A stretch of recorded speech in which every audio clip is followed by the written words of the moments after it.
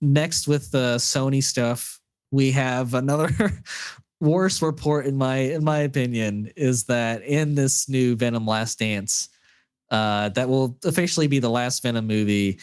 The report is that we are getting a 10-year-old Peter Parker appearing in the movie. I mean, and we should clarify, this is a rumor on the internet, but when I was reading up on it, it's like from comicbookmovie.com, the plots of the last two Venom movies had also been leaked online. And although this one seems pretty out there. So did the whole plot get leaked?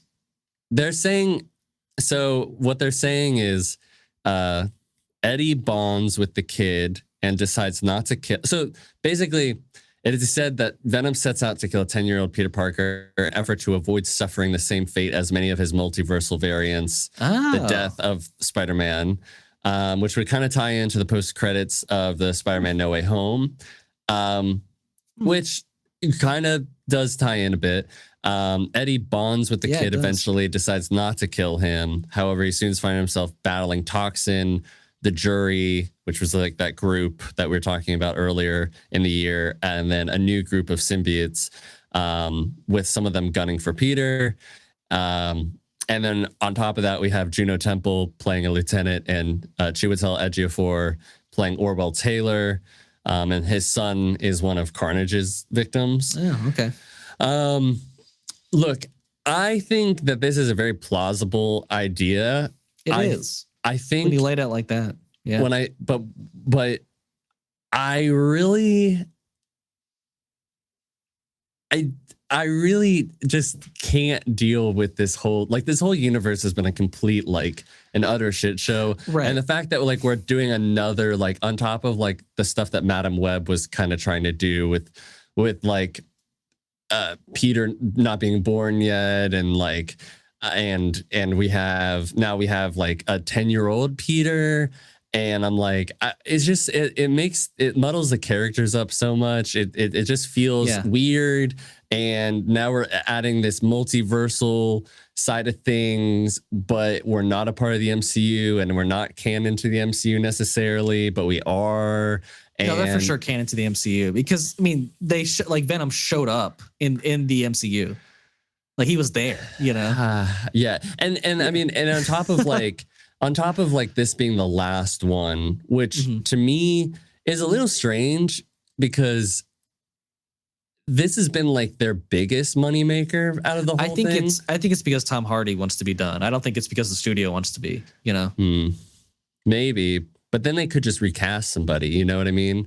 So sure, you could keep Venom going, but you would have to have it not be Eddie Brock. But there has been other versions where it's not been Eddie Brock before. So. Sure, I think it's because they've seen how all of this has been playing out, and they're look, what are we gonna build?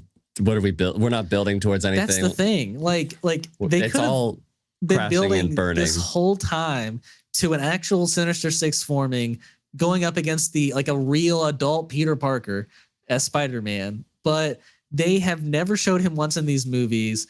And I think this idea of a 10-year-old Peter Parker existing, I think if it was just the Venom movies, then I could be okay, and this is the last one, it's set in its own universe, that's fine. But the fact that Morbius is connected and Kraven is connected, and possibly Madam Web at one point was going to be, and Michael Keaton's Vulture. And Vulture's in it. You were forming the Sinister Six, but now there's not going to be a Spider-Man to fight them until 10 years later. What is that? Why would anybody want that in this universe? Yeah, I would be. Yeah. I want to know so who would you be going up against relatively soon? Who is? To me, it almost sounds because they've made each of these villains an anti-hero type and not a villain. I think it almost sounds like they were gonna form a Sinister Six that was an Avengers type group, who would come together and actually do some good. which like is just, that's mind-boggling if that is like what they were building to. Yeah, if they were trying to do that, that's absolutely insane. Yeah, like, but the other idea is potentially you have all of them go up against a Venom. Yeah, but why would that stupid ass like storyline even happen? I'm saying like all of this just, it doesn't, it was a shit idea when they came up with the universe and the ideas, and then they're trying to build good ideas on top of a shit idea to begin with, and it's just now they haven't built one good idea, to be honest, yet. So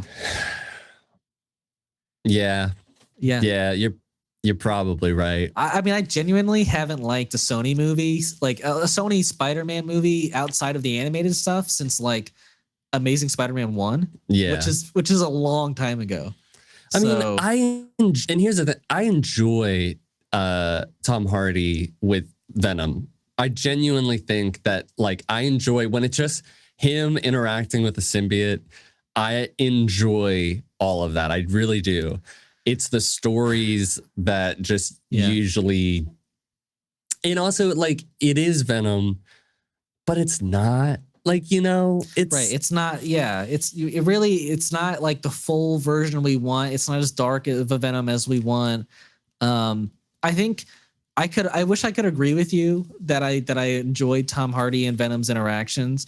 I am not a fan. Like, I think this is like my least favorite role that I've ever seen Tom Hardy in.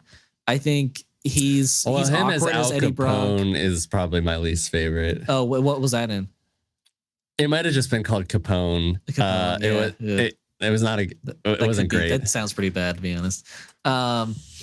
But yeah, I think it's what was I saying? I think it's just it's a bad idea on a lot of bad ideas, like you were saying. And this one has a potential to be like either the worst or the best one, though, to be honest, because there is a bit of a through line with like the post-credit scene of No Way Home. I like that there is an impact from that. So there's that at least. And I really like Juno Temple, and I really like Chiwetel Ejiofor. And if they're like, yeah, we would like to go do this movie, there's a part of me that's like, maybe there's something here. Right. And if the reason that they're doing the last one and we're calling it The Last Dance is because Sony truly wanted like a finality to it all, then maybe there's like something to it, and like I respect it. Yeah, it's rare. Like if this is actually the studio's decision and not Tom Hardy's, I think it's rare that we ever get a finality with a superhero character.